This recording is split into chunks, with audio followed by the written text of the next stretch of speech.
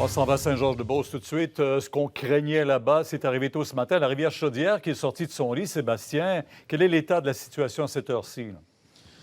Bien, on vous montre une image en direct, Pierre, de cet embâcle qui pose une partie des problèmes, imposant quand même, qui fait quelques 750 mètres de long. On est dans le secteur nord de la ville à Saint-Georges, mais n'empêche, tôt ce matin, plus d'une vingtaine de personnes qui ont dû être évacuées. Première avenue Est et Ouest, c'est là que la Chaudière est sortie de son lit. On a reçu beaucoup de pluie ces derniers jours, dernières heures, et tant et si bien que le niveau de l'eau est monté passablement rapidement et assez rapidement, là, parce qu'on parle d'une situation ici, là, spécifiquement à Saint-Georges, là, qu'on n'a jamais vue depuis 2006. Alors évidemment qu'on reste aux aguets là, pour les prochaines heures. On surveille la situation de très, très près. Oui, il faut dire que les évacuations se font dans un contexte un peu particulier cette fois.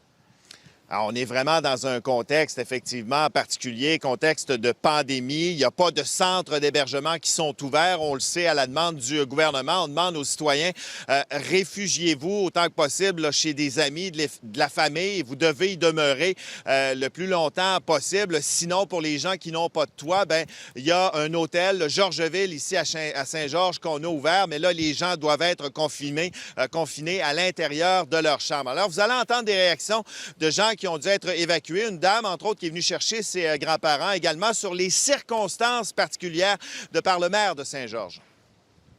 On est allé chez notre garçon. Fait que là, on est évacué là pour matin ça baille. C'est bloqué en bas ici.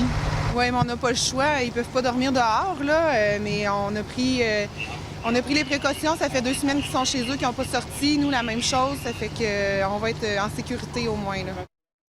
Il fallait m'assurer que les gens qu'on rencontrait, qu'ils ne soient pas contaminés. Alors, il faut se protéger mon personnel aussi. Puis on avait des mesures. À chaque fois qu'on arrivait pour évacuer une maison, première question, ils sortaient sur le balcon, posaient des questions d'usage. Dans le cas, si on avait eu un sinistré qui avait des symptômes qui étaient contaminés, alors on faisait appel à la Sûreté du Québec.